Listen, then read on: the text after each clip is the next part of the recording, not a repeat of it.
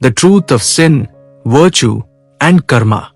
Dear friends, today we will explore a profound and fascinating subject, the truth of sin, virtue, and karma in human life.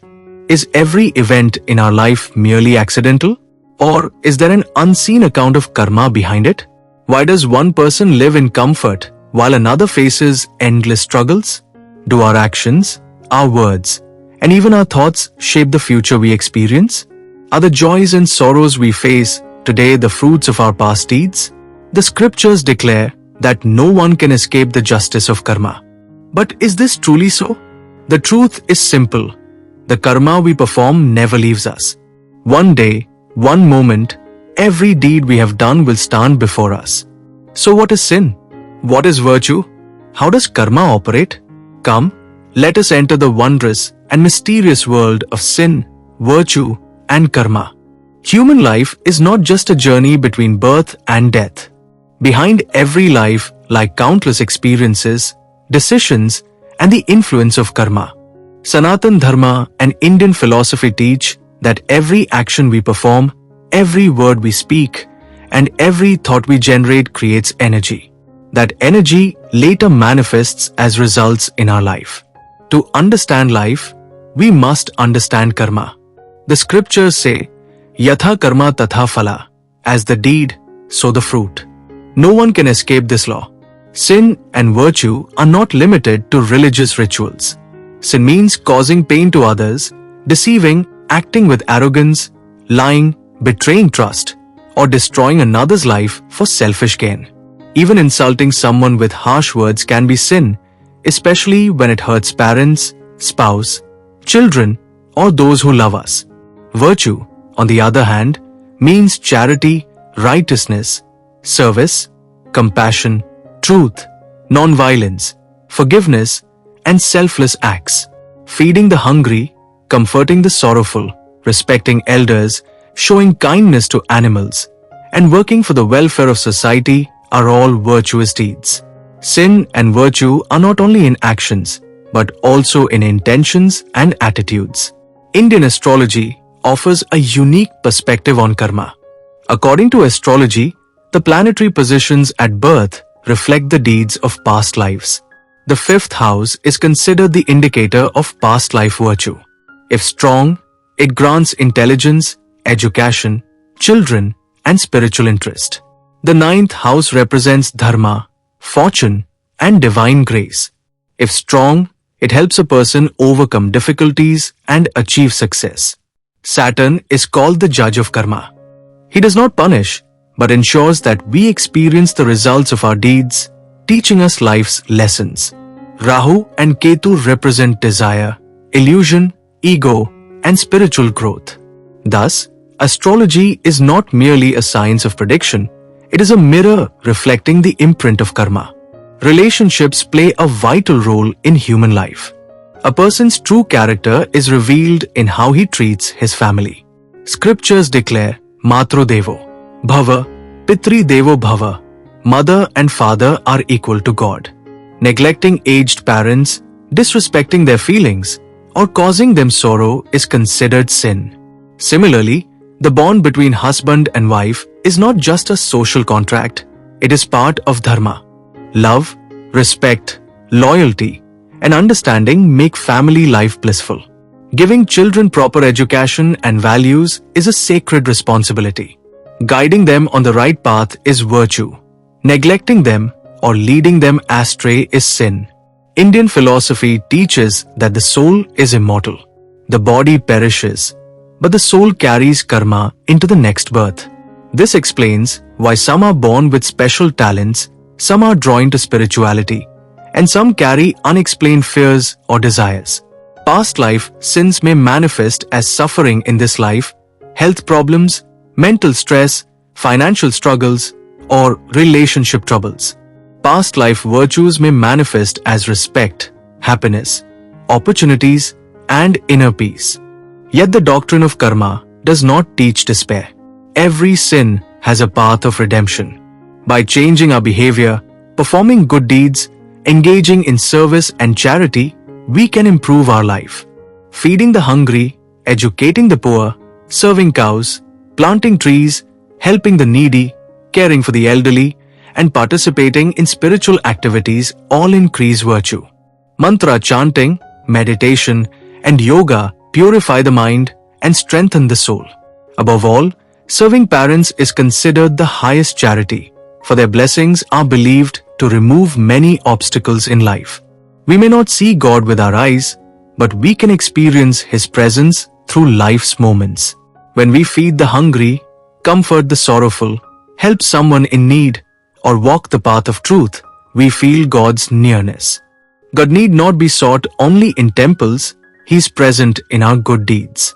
Every virtuous act is worship. Therefore, before seeking God, we must purify our karma. The ultimate truth of life is this: wealth, power, and fame are not permanent. One day, all these will leave us. But our karmas alone remain. Good deeds preserve our name and bring peace to the soul. Hence, every person must follow the path of truth, dharma, compassion, and service as much as possible. For in the end, the true witness of God is our good karma. Only when we purify our deeds can we attain true happiness, peace, and spiritual growth. Karma's justice and life's lessons. Human beings often believe that the events of life are the result of luck, misfortune, or divine will. But Indian philosophy explains that behind every event operates the subtle law of karma. Whatever seed a person plants, that is the tree that will grow. One who plants a mango seed cannot expect coconuts. In the same way, one who performs good deeds cannot permanently receive bad results, and one who performs evil deeds cannot permanently receive good results. Sometimes the fruit takes time to appear, but the accounting of karma never fails. In daily life, we see the effects of karma everywhere.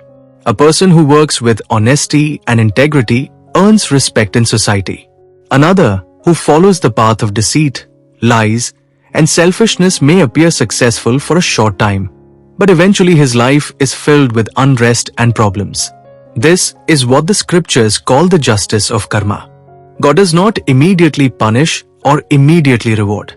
Instead, through the laws of nature, He ensures that we experience the fruits of our deeds. Vedanta describes 3 types of karma. The first is sanchita karma, the storehouse of deeds accumulated over many lifetimes. The second is prarabdha karma, the portion of karma chosen to be experienced in this birth. The third is agami karma, the new deeds we are performing now.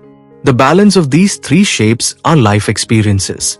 We cannot change the past, but by changing our present actions, we can improve our future. In Kali Yuga, people chase external success while forgetting inner values. Wealth, power, and fame are seen as life's ultimate goals. But all these are temporary. No matter how much wealth we accumulate, we cannot take it with us after death. What accompanies us is only our karma. This is why sages emphasized the importance of dharma, charity, and service. If a wealthy person uses his riches only for his own pleasure, the meaning of his life remains limited. But if he uses a portion of his wealth to help the poor, to support education, to provide health care, or to serve society, then his wealth transforms into virtue. The true value of money is not in how much we have, but in how many lives it touches. This is the perspective of dharma. Ego is one of the greatest obstacles on the path of karma. A person may feel proud of his achievements, but he must remember that knowledge, health, opportunities, and abilities are the result of many factors beyond his control. When ego increases, humility decreases. When humility decreases, wisdom departs. When wisdom departs, wrong decisions multiply. This is why all scriptures praise humility as a supreme virtue. The great epics, the Ramayana and the Mahabharata, beautifully illustrate the principle of karma. Lord Rama endured many hardships, yet never abandoned dharma. As a result, he is remembered even today as the ideal king and the ideal man. Ravana, on the other hand, possessed immense knowledge and power, but his arrogance and unrighteousness led to his downfall. This is the lesson of karma. Knowledge alone is not enough. Knowledge must be used in harmony with dharma. The Mahabharata carries the same message. Duryodhan, driven by selfishness and arrogance, chose the path of injustice. Yudhishthir faced countless difficulties, yet never strayed from the path of dharma. In the end, dharma triumphed. This teaches us a vital truth. Unrighteousness may appear strong for a time, but it can never win forever. In today's world, rising stress, anxiety, and dissatisfaction stem largely from forgetting life's true purpose. People seek happiness through external achievements, but real happiness comes only from inner peace. That peace arises from living a life of truth, dharma, compassion, and service. A person who harbors no hatred in his heart and strives to do as much good as possible will find lasting tranquility. The path to realizing God is the same. God is not confined to idols or temples. He is present in every living being, in every virtuous act, and in every gesture of compassion. The hand that feeds the hungry carries God's grace. The words that comfort the sorrowful carry God's blessing. The heart that forgives carries God's love. Therefore, the true success of life is not measured by how much wealth we earn, but by how many hearts we touch. Not by how large a house we build, but by how much light we bring into others' lives. Not by how much power we gain, but by how many good deeds we accumulate. In the end, when a person looks back on his life, he does not remember wealth or titles. He remembers the good deeds he performed, the love he shared, the help he gave, and the relationships he preserved. This is his true wealth. That is why we must treat every day as an opportunity to perform good deeds. Small acts of kindness form the foundation of great virtue. In this path lies the true fulfillment of life. Past lives, the soul's journey, karma of Saturn, Rahu, Ketu, dharma in Kali Yuga, and paths of remedy. One of the most fascinating questions in human life is, who are we? Are we merely this body? Or is there something eternal within it? Thousands of years ago, the Indian sages sought the answer. Through their realization, they taught that the body is perishable, but the soul is eternal. In the Bhagavad Gita, Lord Krishna tells Arjuna, just as a person discards old clothes and wears new ones, the soul discards the old body and takes on a new one. This teaching helps us understand the mystery of birth and death. The soul does not carry wealth, status, or family into its next journey. What it carries are the imprints of karma. Each birth is a new beginning, but not a completely new story. It is a continuation of previous chapters. This is why some children display extraordinary talent in music from a young age. Some are drawn to spirituality early, and some carry unexplained fears or desires. From a spiritual perspective, these are seen as the results of impressions from past lives. Good deeds performed in past lives return as opportunities in the present. Being born into a good family, receiving quality education, earning respect in society, or escaping dangers in miraculous ways are considered fruits of past virtue. Likewise, obstacles, inexplicable struggles, or repeated tests in life may be the results of past karma. Yet the doctrine of karma must not be misunderstood. Not every sorrow is punishment. Sometimes difficulties come to strengthen the soul. Just as a teacher gives tests to bring out the student's ability, life gives challenges to reveal inner strength. Many great souls who endured hardships later became guiding lights for society. Therefore, when difficulties arise, instead of asking why me, we should ask, what must I learn from this experience? This is the path of spiritual growth. In astrology, Saturn holds a special place. Many fear Saturn, but in truth, Saturn is the symbol of justice and discipline. He ensures that we experience the fruits of our deeds. He reduces arrogance and teaches humility. He removes laziness and teaches the value of effort. During Saturn's influence, life may present many challenges, but these challenges strengthen rather than destroy.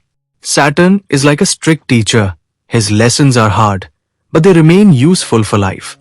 Rahu and Ketu also play vital roles in karma. Rahu intensifies desires, the hunger for more power, more wealth, more fame. Under Rahu's influence, a person may blur the line between truth and falsehood. Ketu, on the other hand, draws one toward detachment and spirituality. Ketu reminds us that everything in this world is temporary. Together, Rahu and Ketu teach balance, the need to manage desire while remembering detachment. The scriptures describe Kali Yuga as an age when dharma weakens and selfishness grows. People begin to value money over relationships, profit over principles, and selfishness over truth. This leads to unrest and dissatisfaction in society. Yet Kali Yuga has a unique significance. Even small acts of goodness yield great merit. Upholding dharma in difficult times is considered a great achievement. Modern technology and science have made life easier, but they have not given peace of mind. People enjoy comforts, yet feel emptiness within. The reason is distance from inner values. True happiness does not come from external possessions. It comes from inner balance. Meditation, prayer, spiritual gatherings, service, and dharmic living are tools to cultivate this balance. The scriptures prescribe remedies to reduce sin and increase virtue. The first is self-reflection, examining our behavior daily and recognizing our mistakes. The second is forgiveness, seeking pardon if we have hurt someone. The third is service. Selfless service purifies the mind. The fourth is charity, not only giving money, but also giving time, knowledge, and love. The fifth is meditation and mantra chanting, calming the restless mind and strengthening the soul. Among all forms of charity, feeding the hungry is considered supreme. Giving food is not just nourishing the body, it is an expression of humanity. Similarly, giving education has the power to transform lives. Providing a child with education is like giving light to generations. Planting trees, protecting the environment, caring for animals, and working for social welfare are also virtuous deeds. The ultimate goal of the soul's growth is not material success, but inner awakening. When a person realizes his true nature, fear diminishes, hatred dissolves, ego fades, and love and compassion naturally blossom. This is the essence of spirituality. The search for God shifts from the outer world to the inner self. Life is a great school. Every person is a student. Every experience is a lesson. Every relationship is a test. Every difficulty is training.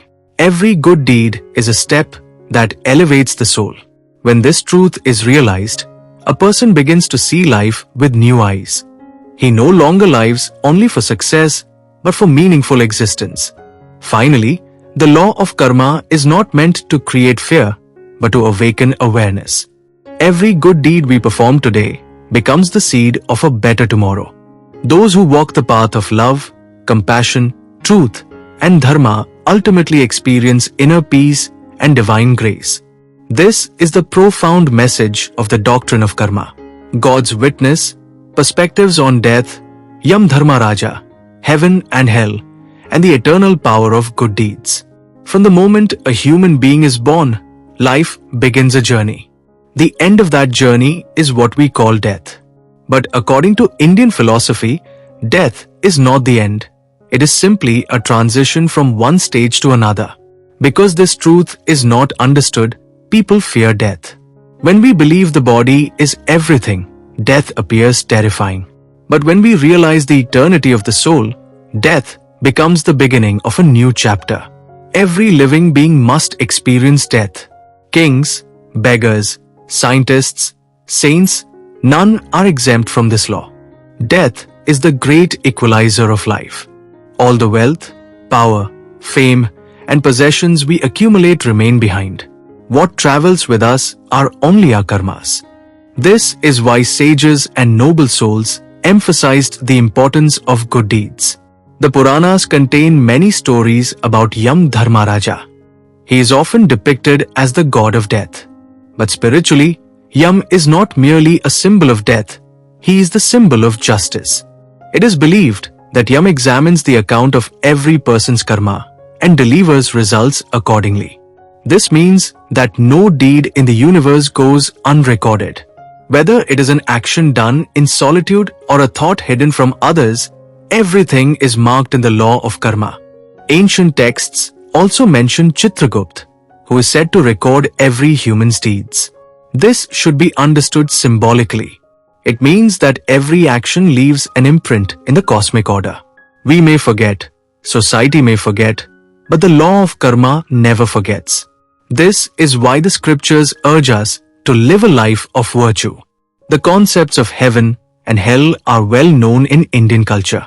Many imagine them as specific places. But philosophy teaches that heaven and hell are not merely realms after death. They are also states of mind. A mind filled with peace, joy, love, and contentment experiences heaven. A mind filled with hatred, jealousy, guilt, and unrest experiences hell. Thus, heaven and hell can be experienced even in this life. Consider the joy that arises when we help others. That happiness cannot be bought with money.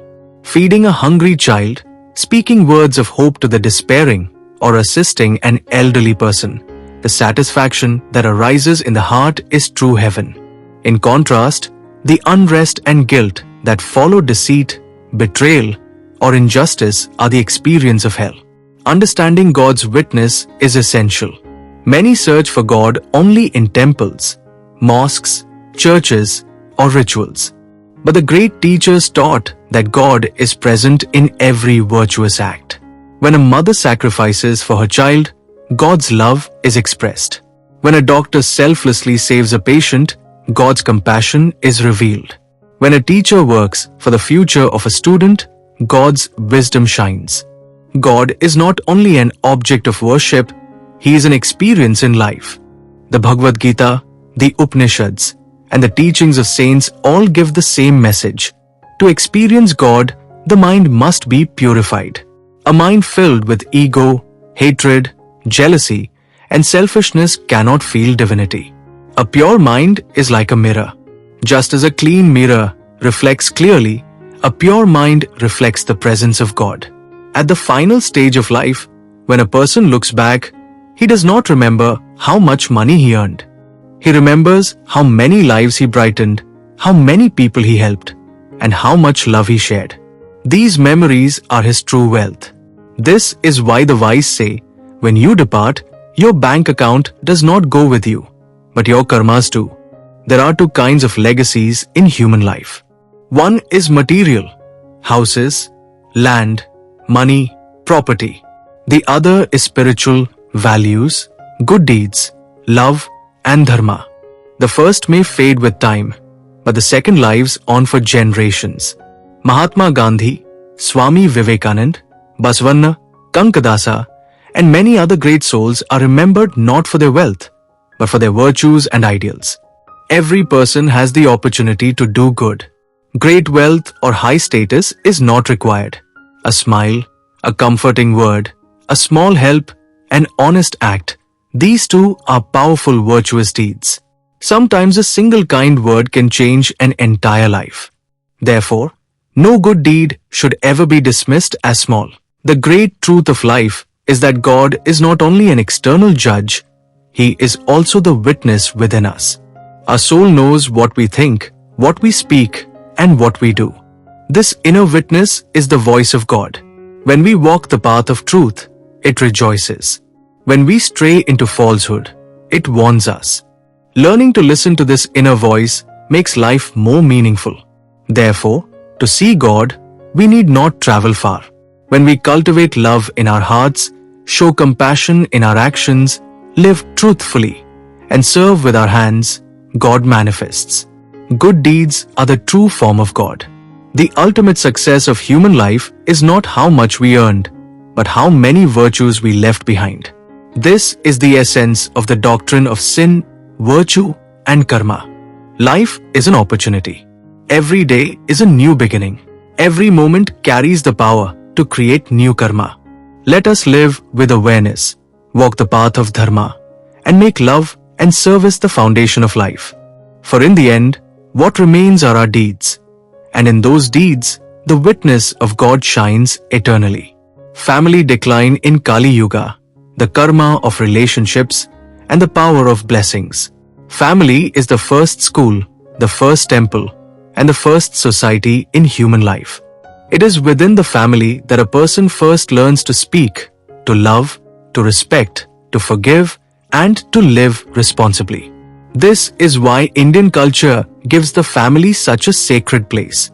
Yet, in the fast-paced lifestyle of Kali Yuga, we see family values gradually weakening. Technology has brought people physically closer, but in many cases, it has distanced hearts. In earlier times, many generations lived together under one roof.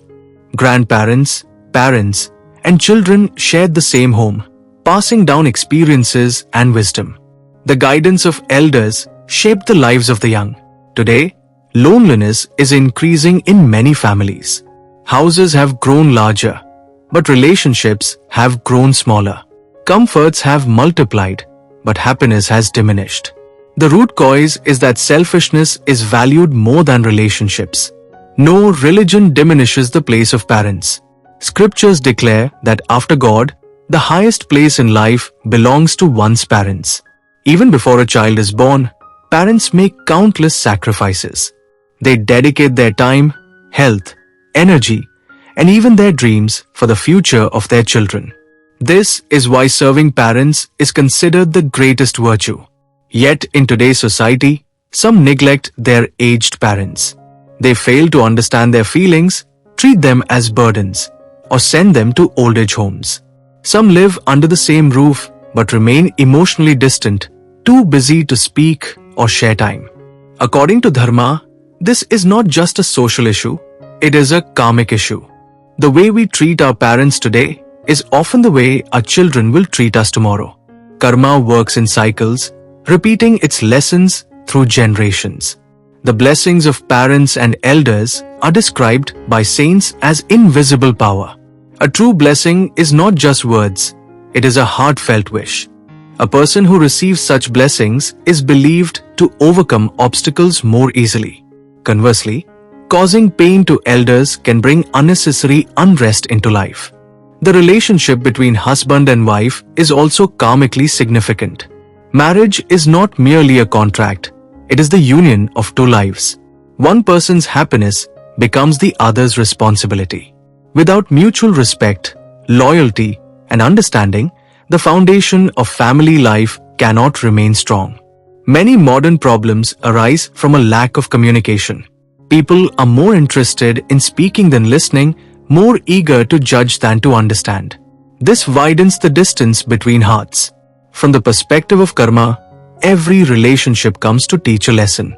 Some relationships bring joy, others bring challenges. Both contribute to growth.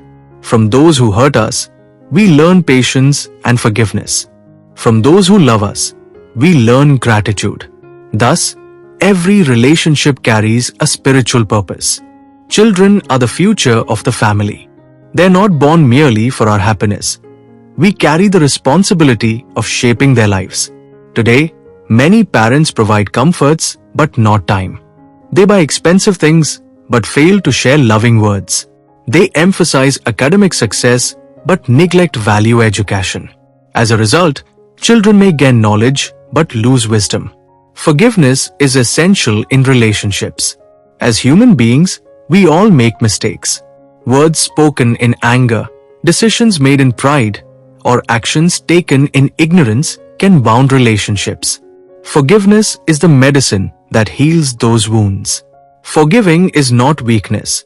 It is a sign of inner strength. Through forgiveness, we free not only the other person, but also ourselves. In modern life, the forms of sin and virtue have changed. In the past, sin was defined as theft, violence, or lying. Today, spreading false information on social media, defaming others, earning money through fraud, destroying the environment, or exploiting the weak are modern forms of sin. Virtue too is not limited to temple worship. Supporting education, protecting nature, donating blood or organs, serving society, and preserving humanity are the great virtues of our age. Despite being connected to many people, Modern man often feels the absence of true relationships. This is because relationships are increasingly treated as commodities. True relationships do not stand on calculations of profit and loss. They are built on trust, love, and sacrifice. A family where all members respect one another becomes like a temple filled with peace. Ultimately, the greatest wealth in life is not money in the bank. It is the people who remember us with love. The values we leave behind last longer than the property we leave behind. Children may forget our words, but they will never forget our actions. Society may forget our wealth, but it will remember our goodness. Therefore, protecting the family, honoring relationships, respecting elders, teaching values to children, and living with love are not just social duties. They are great spiritual achievements. Such a life increases virtue, purifies karma, and opens the path to divine grace. At the end of life, when we look back, what matters is not how much we earned, but how many hearts we won. For in the end, what remains are the love of relationships, the memory of good deeds, and the peace experienced by the soul. Wealth, power, ego, greed, and their karmic consequences. When we look at human history, one truth becomes clear. The greatest tests of life do not come only from poverty. They also come from wealth, power, and success. Many people remember God during times of hardship, but only those who remember Dharma even in times of prosperity are true wise ones. This is why the scriptures do not call wealth and power curses. Instead, they warn us to use them wisely. Wealth is a form of energy. In the hands of the righteous, it can illuminate thousands of lives. In the wrong hands, it can cause suffering for countless people. Wealth is like fire. When controlled, it cooks food and sustains life. When uncontrolled, it burns everything. Thus, the value of wealth lies not in how much we have, but in how we use it. In today's society, many believe money is the ultimate goal of life. There is nothing wrong in striving for wealth. But when money is pursued at the cost of truth, when relationships are broken for profit, when others are deceived or injustice is chosen for gain, karma becomes dangerous. Money can build a house, but not a family. Money can buy medicine, but not health. Money can buy a bed, but not sleep. Money can gather people around us, but not true love. The Ramayana gives us the story of Ravana, which clearly shows the consequences of arrogance. Ravana was no ordinary man. He was a great scholar, a devoted worshipper of Lord Shiva, and a powerful king. He possessed wealth, grandeur, and authority. Yet his downfall was not due to ignorance, but due to ego. He placed excessive faith in his own strength and forgot Dharma. He failed to respect the rights of others. In the end, his immense power could not save him. The lesson is clear. Humility is greater than knowledge, and Dharma is greater than strength. The Mahabharata gives us the story of Duryodhan, which carries the same message. He had a kingdom, an army, and loyal supporters. But his heart was filled with jealousy and greed. He could not tolerate the success of the Pandavas. He chose the path of injustice. Even though Lord Krishna repeatedly showed him the way of peace, he refused to listen. In the end, his wealth and power could not save him. Any victory built on unrighteousness can never last. The life of Karna in the Mahabharata offers another profound lesson. Karna was generous, courageous, and a mighty warrior. His qualities inspire people even today. Yet he knowingly stood on the side of unrighteousness. A person's virtues are important, but so is the side he chooses to support. Sometimes even a good person can ruin his life by standing with the wrong company. Karna's life reminds us of this truth. On the other hand, the story of King Harishchandra stands as a symbol of truth. Harishchandra endured immense suffering. He lost his kingdom, was separated from his family, and faced unbearable hardships. Yet he never abandoned truth. In the end, his devotion to truth made him immortal. People remember him not for his wealth, but for his love of truth.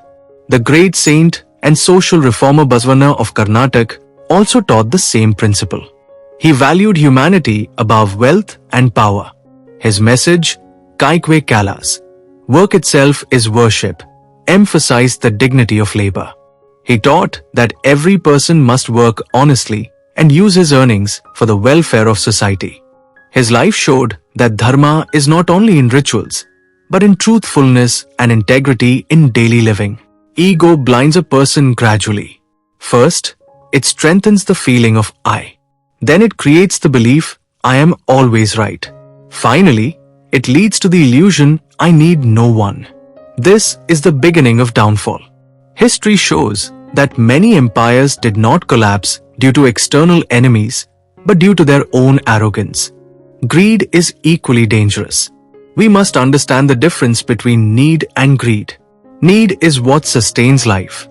Greed is the endless desire for more, no matter how much one already has. Greed has no end. It keeps the mind restless and dissatisfied.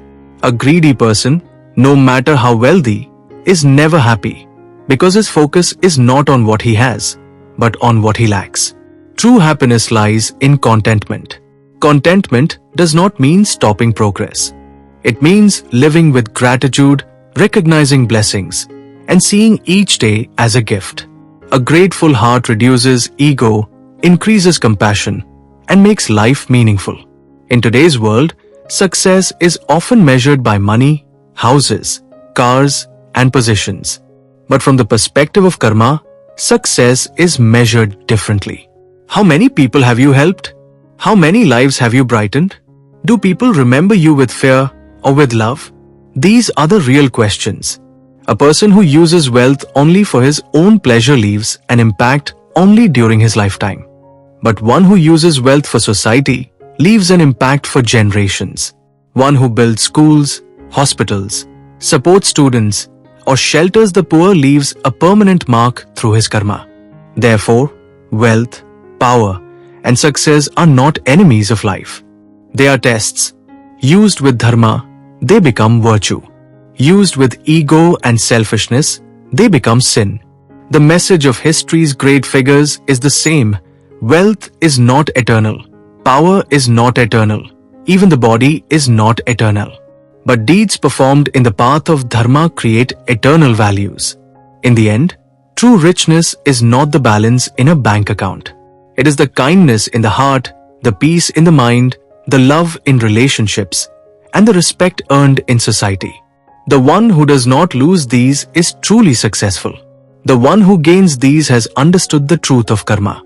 Charity, service, food donation, education donation, cow service, tree planting, human service, and the secret of virtue. In human life, earning is important, but sharing is even more important. When we observe nature, this truth becomes clear. The sun gives its light to all. Rivers do not hold back their waters. Trees do not eat their own fruits. Every element of nature has the quality of giving. This is the essence of dharma. Human beings too must not live only as receivers, but as givers. This spirit of giving is the foundation of charity, service, and virtue. Charity does not mean only giving money. Charity means sharing whatever good we have for the benefit of others. Some have wealth, some have knowledge, some have time, and some have skills. All of these can be forms of charity. Therefore, charity must not be confined to money alone. True charity arises from compassion, not from display. In Indian culture, food donation, annadana, holds the highest place. Hunger is one of the most basic human needs. Feeding the hungry is not just filling a stomach, it is honoring life itself.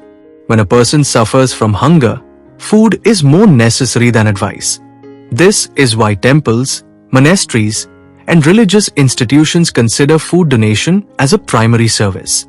To understand the importance of food donation, great wealth is not required. A single piece of bread, a meal, or even a glass of water can be priceless to someone in need. Many saints have called food donation direct service to God, because the satisfaction seen on the face of the hungry is considered a divine blessing. Education donation, Vidyadna, is another great form of charity. Money can help for a day, but education can transform an entire life. Giving a student a book, supporting his studies, sharing knowledge, or teaching a new skill is a long-term contribution to society. Knowledge does not diminish when shared, it multiplies. This is the unique power of education donation. History shows that many great souls illuminated society more with their knowledge than with their wealth. A good teacher can change the lives of thousands of students. A single good book can guide generations. This is why education donation is considered one of the highest virtuous deeds. Service has an even broader meaning than charity. Service means helping without expectation of reward. Caring for the sick, assisting the elderly, supporting orphans, or helping victims of natural disasters all are forms of service. In service, there is no place for selfishness. The true purpose of service is to bring a little light into another's life. Many spiritual traditions declare that serving humanity is serving God. To please God, countless rituals may be performed, but helping a suffering person is greater. Saints have taught that God resides in every living being. Therefore, serving man is serving the divine. Cow service, Go Seva, also holds special respect in Indian tradition. The cow has deep connections with agriculture, food, and rural life. In ancient times, the cow was considered a member of the family. Serving the cow is not just caring for an animal. It is an expression of compassion for all living beings. Believing that divinity resides in all creatures cultivates a culture of compassion. Tree planting is one of the most important virtuous deeds of modern times. Planting a tree is not just growing a plant, it is giving life to future generations. Trees provide air, shade, food, and environmental balance. A sapling planted today may benefit thousands of people decades later. Protecting the environment is also a form of dharma. Today the world faces challenges like pollution and climate change. In such times, protecting nature is not only a social responsibility, it is a spiritual duty. Destroying nature is stealing the rights of future generations. Protecting nature is blessing them. There is one important rule in charity and service: humility. After giving, ego must not grow. Some are more interested in showing their charity than in helping. True charity is silent. It is not for fame, but for compassion. Many religions praise the charity that is done so quietly that one hand does not know what the other has given. The meaning of virtue accumulation, Punya Sanchaya, must also be understood correctly. Virtue is not a system of collecting points in heaven. Virtue is the process of purifying the soul. By doing good deeds, our mind becomes more compassionate. Ego decreases. Gratitude increases. This inner transformation is the true fruit of virtue. Even small good deeds performed daily can have great impact. Smiling at someone, comforting the sorrowful, forgiving mistakes, and living truthfully all are seeds of virtue. We need not wait for great deeds. Every day of life offers opportunities to create virtue. Ultimately, when a person leaves this world, the only thing he carries is the fruit of his karma. Charity does not reduce wealth, it increases it. Service does not weaken, it strengthens. Compassion does not make one poor, it makes one rich in soul. This is the greatness of charity and service. Therefore, let us do as much good as possible in life. Let us share. Let us help. Let us love. For the most precious legacy we leave behind is our good deeds. They are our true wealth, our store of virtue, and our eternal identity before God. Meditation, mantra chanting, yoga, purification of the soul, mind control, and the path to liberation. Most of the problems in human life do not arise from the external world, they arise from the restlessness of the mind. Even when people have wealth, they lack happiness. Even with relationships, they lack satisfaction. Even with success, they lack peace. The root cause is the instability of the mind. This is why the Indian sages taught that inner achievement is more important than outer achievement. The primary paths to inner achievement are meditation, mantra chanting, and yoga. The mind is a wondrous power. It can elevate a person toward divinity, or it can drag him into unrest and sorrow. Like an uncontrolled horse, the mind constantly runs from one thought to another. It loses the peace of the present, caught between regrets of the past and fears of the future. Meditation is the art of gradually calming this restless mind. Meditation is not merely sitting with closed eyes. Meditation means turning our attention inward. Normally, we focus on external objects, events, and people. But meditation teaches us to focus on our own thoughts, feelings, and inner consciousness. Slowly, the waves of the mind settle, and inner silence becomes a clear experience. In modern life, where stress, anxiety, and depression are increasing, the importance of meditation is even more evident. Scientific studies also show that meditation brings peace to the mind, increases concentration, and improves emotional balance. Yet in Indian tradition, the ultimate goal of meditation is not just mental health, but self-realization. Mantra chanting is another powerful tool of meditation. The word mantra means that which protects the mind. Through spiritual experience, sages discovered that certain sounds carry special vibrational energy. When these sounds are chanted regularly, mental restlessness decreases and concentration increases. The sacred syllable Om is considered the root of all mantras. The Upanishads describe it as the primordial sound of creation. Many chant the Gayatri mantra, the Mahamrityunjaya mantra, the Vishnu Sahasranama, or the names of their chosen deity. But the power of a mantra lies not only in its words, it lies in chanting with devotion and focus. Mantra chanting also reduces negative thoughts. The mind is often filled with fear, anger, jealousy, and worry. Through chanting, the mind turns toward positivity. This increases inner peace and self-confidence. Yoga is another priceless gift of Indian culture. Today, yoga is popular worldwide for health. But the original meaning of yoga is not merely exercise. Yoga means union, the union of body, mind, and soul.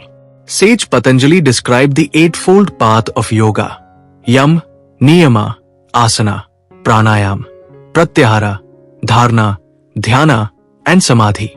Through these 8 steps, a person progresses towards spiritual elevation. Asanas are only one part. True yoga brings discipline and awareness into every aspect of life. Pranayam is a vital part of yoga. There is a deep connection between breath and mind. When we are angry, our breath becomes fast. When we are calm, our breath slows. By controlling breath through pranayam, we influence the mind. Stress decreases and inner balance increases. Purification of the soul, Atma Shuddhi, is the heart of spiritual life.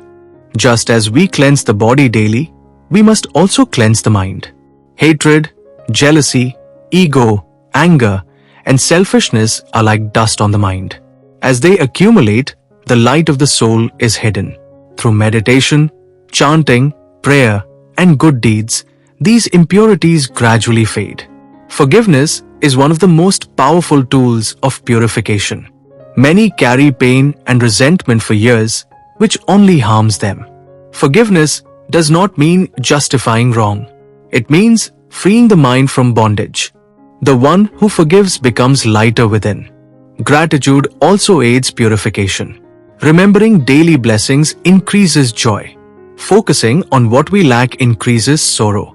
Focusing on what we have increases contentment.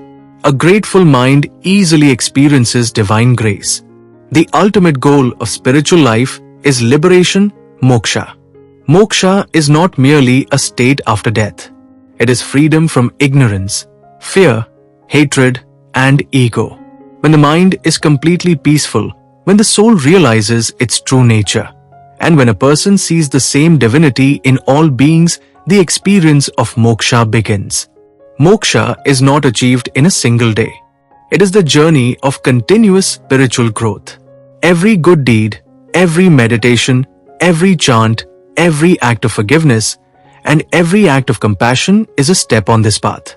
This is why the sages taught, do not use life only for material success, use it for self-realization. Even in today's fast-paced life, a few minutes of meditation, moments of silence, short prayers, and small acts of kindness can transform life completely. The external world will always change, but the one who finds inner peace remains steady in all circumstances. In the end, meditation purifies the mind. Mantra chanting focuses the consciousness. Yoga balances body and mind. Purification of the soul draws us toward divinity. And the final fruit of all these practices is inner peace, wisdom, and the experience of God. This is the highest goal of human life, the perfection of the journey of karma. Closing summary, the essence of life and karma's final message. Every human being is born with a special purpose. Some discover it early, others after many experiences and trials. But one truth is the same for all. We are not here permanently. We are guests on this earth. Life is a journey, and its value is determined by our deeds. When a person is born, his hands are empty. When he departs, his hands are empty again. Wealth, property, power, and fame remain behind. What continues with the soul are good deeds, love shared, help given, and dharma lived. This is why the wise say that true wealth lies within, not outside. Happiness and sorrow are not permanent. Success and failure are not permanent. Health and illness change.